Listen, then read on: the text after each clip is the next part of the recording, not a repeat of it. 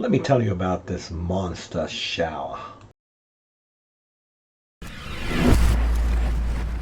Okay, so just finished this bathroom. Just needs a final wash on the floor, otherwise it's completely done. Silicone grout and everything, except for where the tile meets plaster.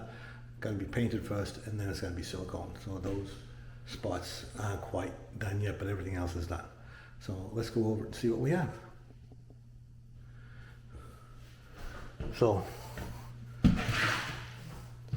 what's under the floor? Over here on the floor, we have laticrete. There's a cable that comes out, the thermostat's over there. So this is just a regular installation of the laticrete. We here, on top of the OSB subfloor, apply the coupling membrane laticrete mat. Over here, we have a mud bed.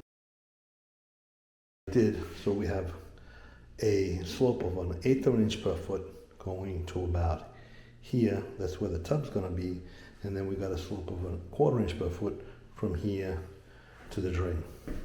So that's a mud job. So then I put the laticrete membrane on top of the mud job, and then I put another sheet membrane on top of that to protect the cable. In a wet area, in a shower, you have to protect the cable with a sheet membrane. On a regular floor, you don't do that, but in the shower, you do that. And that's a Schluter Vario drain.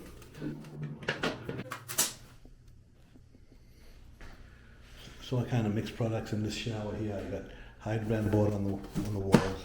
I have a Schluter drain. I have laticrete on the floor. Most of it is like laticrete hydrovan products. But anyway, getting back to this.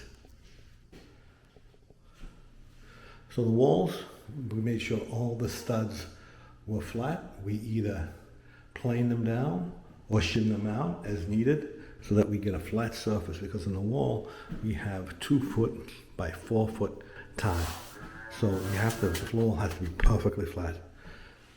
So they didn't want smaller tiles, so that's a 27-inch piece. These tiles are 24 by 48.